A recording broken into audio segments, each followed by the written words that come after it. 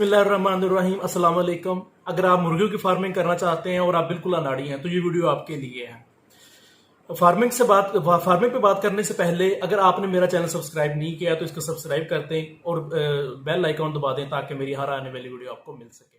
Farming करने से पहले सबसे पहला सवाल जो हमारे जहन में आता है वो ये होता है कि गोल्डन मिस्री की फार्मिंग करनी है या ब्रायलर की फार्मिंग करनी है।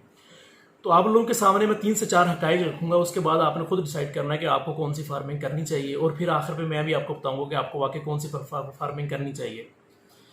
ब्रायलर फार्मिंग करने के लिए आपके पास 10 से 12 लाख हो तो आप उसकी फार्मिंग कर सकते हैं। इसके अलावा तजर्बा इसमें बेसिक चीज़ है, अगर आपके पास तजर्बा नहीं है तो आप इसकी फार्मिंग नहीं कर सकते। और सबसे बड़ी बात यह है कि इसमें मुर्गियों की जो बीमारियां होती हैं उससे बहुत सारी मुर्गियां आपकी मर भी जाती हैं। अब हम दूसरी तरफ बात करते हैं गोल्डन मिस्री की फार्मिंग की। इसके लिए आपको सिर्फ 1 से 2 लाख की जरूरत होगी काम स्टार्ट करने के लिए। उसमें क्या था 10 से 12 लाख की जरूरत होगी, इससे आपको सिर्फ 1 से 2 लाख की जरूरत होगी, थोड़ी जगह की जरूरत होगी और कम मैन पावर की जरूरत होगी।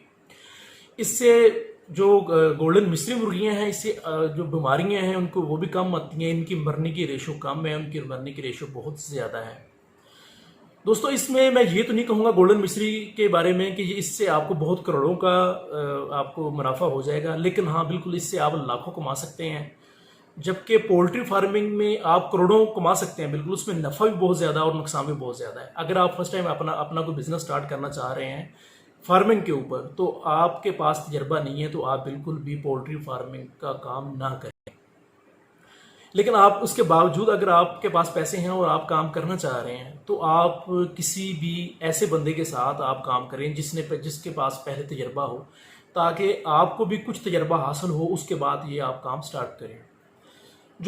जो ब्रायलर मुर्गी है इसको बहुत सारी बीमारियां लाइक CRD है, रानीखेत है, गंबोरा है, ये बीमारियां इनको आती हैं ज़्यादातर, और जिसकी वजह से आपको उनकी काफ़ी वैक्सीनेशन लगानी पड़ती है, उसके ऊपर काफ़ी इनका खर्चा करना पड़ता है आपको। इसके अलावा इनको प्रॉपर इन्वायरमेंट देना पड़ता है पोल्ट्री मुर्गियों को। क्योंकि मिस्री मुर्गियाँ हैं उनको आपको इन्वायरमेंट तो देना पड़ता है, लेकिन चूँकि ये गर्मी और सर्दी की जो शिद्दत होती है इसको ईजिली ये बर्दाश्त कर लेती हैं, तो इसलिए इसकी टेंशन उस तरह से नहीं होती जिस तरह से पोल्ट्री मुर्गियों की होती है।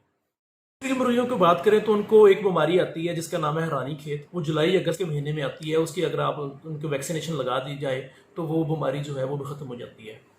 तो अब रही बात के मिस्री मुर्गियों की कि हम इसका जो बिज़नेस है वो किस तरह स्टार्ट करना है। मिस्री मुर्गियों के काफ़ी बिजनेसेस हैं, 3 से 4 हैं, वो आप स्टार्ट कर सकते हैं। लेकिन जो ब्रायलर मुर्गियाँ सिर्फ उनका एक ही बिज़नेस है, वो जब सबको नज़र आता है वो वही है कि वो आप एक दिन का चूज़ा लेके उसको 40 दिन बाद आप सेल आउट करते हैं मार्केट में। मुर्गियों के केस में थोड़ा सा काम डिफरेंट है। इसमें हम ये करते हैं कि आप 3 तरह के बिजनेसेस कर सकते हैं। पहला बिजनेस इसमें ये है कि आप एक दिन का चूजा लें और 30 से 35 दिन इसको अपने पास रखें, उसके बाद इसको मार्केट में सेल आउट कर दें, इससे भी आप अर्निंग कर सकते हैं।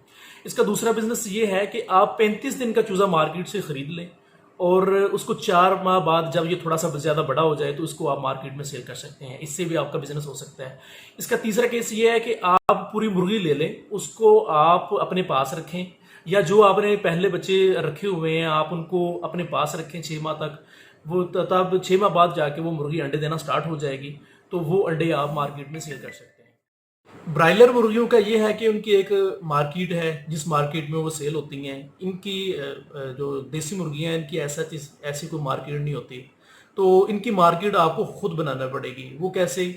वो इसका तरीकाकार ये है कि ये फेरी वाले होते हैं, आप उनको एक दफ़ा आपको बताना पड़ेगा कि इस तरह हम ये सेल करते हैं, मुर्गियाँ सेल करते हैं या अंडे सेल करते हैं। वो आपसे वहाँ से आके आपसे ले लेंगे और वो दुकानों को आगे वो सप्लाई कर सकते हैं। दूसरी बात ये है कि आप कभी अगर मार्केट में गोश्त लेने गए हों, ये जो ब्रायलर का है, तो वहाँ पे भी आपने देखा होगा कि उनके पास देसी मुर्गियाँ उन्होंने रखे होते हैं, वो भी इसको गोश्त के पर्पज़ के लिए सेल करते हैं। आप उनसे रब्ता कर सकते हैं, उनको भी ये आप सेल आउट कर सकते हैं।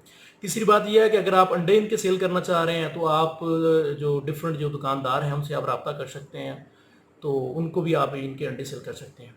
तो दोस्तों अभी आपने ये जो मेरा एनालिसिस है इससे आप अंदाज़ा लगा सकते हैं कि आपको कौन सा बिज़नेस करना चाहिए। तो जाहिर है अगर आपके पास ज़्यादा पैसे भी नहीं है, तजर्बा भी नहीं है, आप छोटे पैमाने पे अपना काम स्टार्ट करना चाहते हैं और तजर्बा भी लेना चाह रहे हैं, तो आपको गोल्डन मिस्री का कारोबार शुरू करना चाहिए। और ज़्यादा नहीं तो आप स्टार्ट में अपने 100 से या 200 मुर्गियों से स्टार्ट कर सकते हैं और इससे आप अच्छी खासी अमाउंट कमा सकते हैं। और इसके बाद अगर आपने तजर्बा हासिल कर लिया तो उसके बाद आप दूसरी मुर्गियां जो कि पोल्ट्री फार्म है उसकी तरफ भी आप जा सकते हैं। बहुत शुक्रिया दोस्तों, आप मेरी वीडियो को देखने का। हाफिज़।